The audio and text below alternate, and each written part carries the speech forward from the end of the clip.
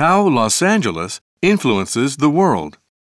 Celebrated for its cinema industry, this vast city also gave us Barbie, the green smoothie, Gwyneth Paltrow, and jogging. Yes, jogging. It is often said that if California were a country, it would be the 5th biggest economy in the world, right after Germany. Now consider this.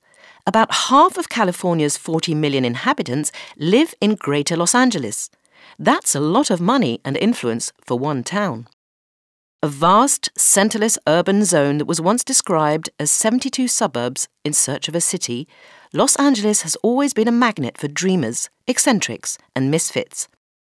It's where Americans go to reinvent themselves, a place where appearance is everything and self-belief is seen as the basis of success.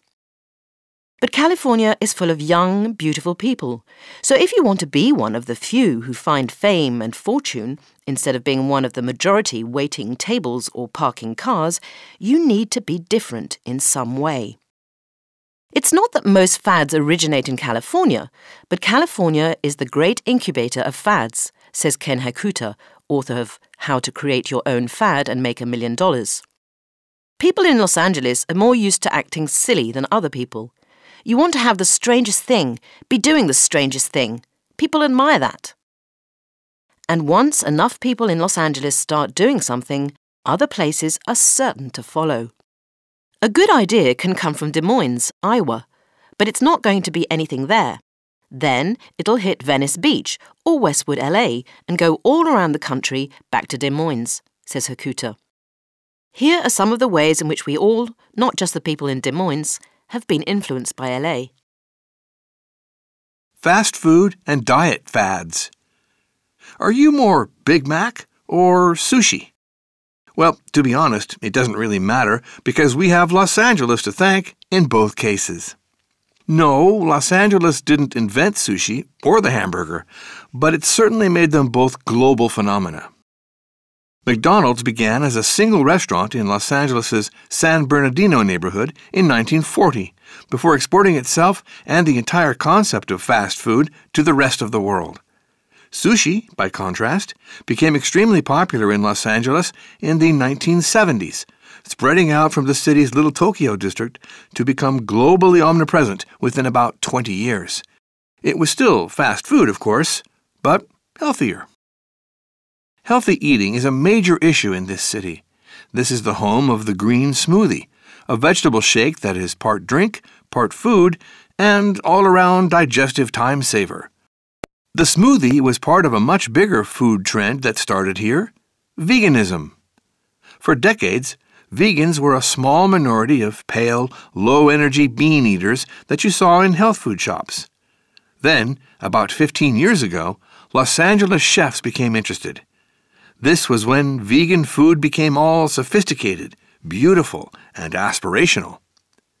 There had been many LA diet fashions before, but celebrities embraced this cuisine that was both bikini-friendly and, some thought, more ethical.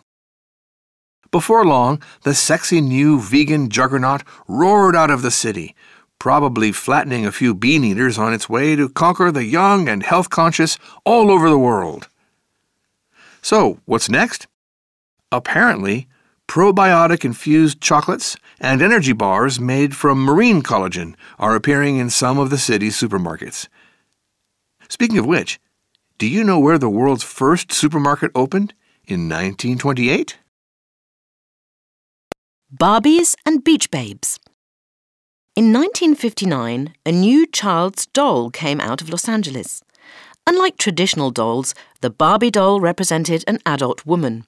She was available in 2 versions, blonde or brunette, and had a frankly unrealistic body shape.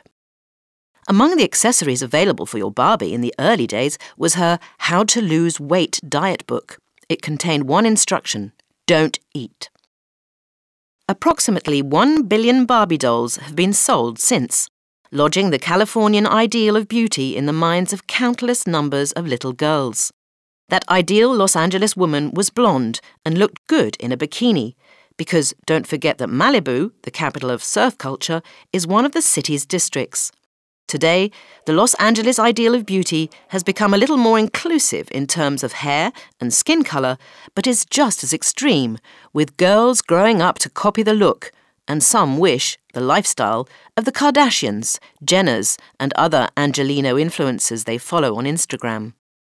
At the same time, the popularity of their glamorous LA style has elevated the city to being the fourth fashion capital, alongside Paris, Milan, and New York.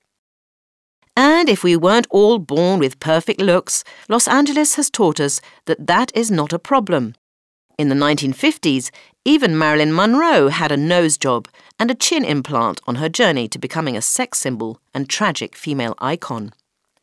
In fact, cosmetic surgery was normalised here decades before it became acceptable and increasingly expected everywhere else as the world succumbed to the city's physical aesthetic. OK, sure, not everyone looks or dresses like that. Lots of young people refuse that whole ideal and just dress casually. Just ask one of LA's most famous residents, Billie Eilish. The Temple of the Body. Before we had CrossFit, Zumba, Pilates, HIIT, and all of today's other training systems, someone had to invent jogging. It may be difficult to believe, but back in the 1970s, jogging was a new word and an eccentric idea. Adults did not run in public, and fitness was not a general concern. But when film and TV stars adopted jogging as the way to stay in shape, it became an American, and later global, social phenomenon. Next came another new word, the workout. The person who introduced the world to it was another Hollywood star, Jane Fonda. Based on her daily exercise routine, Jane Fonda's workout was the USA's best-selling video for 6 years in the 1980s. Suddenly, women everywhere were doing aerobics in front of their TVs. The entire industry of exercise classes and personal trainers grew out of that video. But not everyone wants a dancer's body, do they? Today, many men want big biceps and a six-pack. Again, this was not the case until recently. It originated on Los Angeles' Muscle Beach, where a few eccentrics engaged in extreme bodybuilding. They were seen as weirdos until one of them became a movie star, Arnold Schwarzenegger, 7-time winner of the Mr. Olympia title before he became the Terminator and later governor of California. He and a handful of similarly steroid-pumped action stars of the 1980s transformed our idea of male physicality. Thanks, Los Angeles. Now we all get to feel self-conscious about our bodies. The cult of wellness. First of all, let's talk about vocabulary. Until a couple of years ago, to be well simply meant that you were not sick. But in Los Angeles, pursuing wellness means engaging in a whole universe of real and semi-mystical practices that will, in theory, elevate you to a state of higher physical, mental and spiritual fulfillment than us ordinary slobs.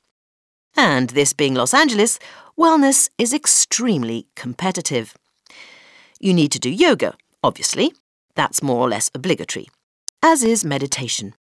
But both are available in hundreds of different forms in a city famous for its gurus and their celebrity acolytes. So there's always someone who is into something newer or hipper than you. Big in LA right now is Kundalini yoga, a mix of yoga, meditation and chanting. You'll probably hear much more about that in coming years. And then you can throw into the wellness mix any and every form of psychotherapy, bodily detoxifications, stress management, clean eating, spiritualism, and home furnishing. Home furnishing? Absolutely. Think feng shui room design, think lots of candles everywhere, think gongs, Tibetan prayer bowls, think... well, spending a lot of money for a start, because LA is a money-minded city and wellness is big business. The Jeff Bezos of the wellness industry is actress Gwyneth Paltrow, whose Goop website dispenses advice and sells everything from esoteric sex toys to $75 scented candles called This Smells Like My Vagina. Gwyneth, by the way, believes in steam cleaning her vagina, so the candle presumably smells of nothing. We've no way of knowing, because This Smells Like My Vagina always sells out as soon as it is restocked. It seems that the world is drawn like insects towards Los Angeles' flame. Or Gwyneth's one, anyway.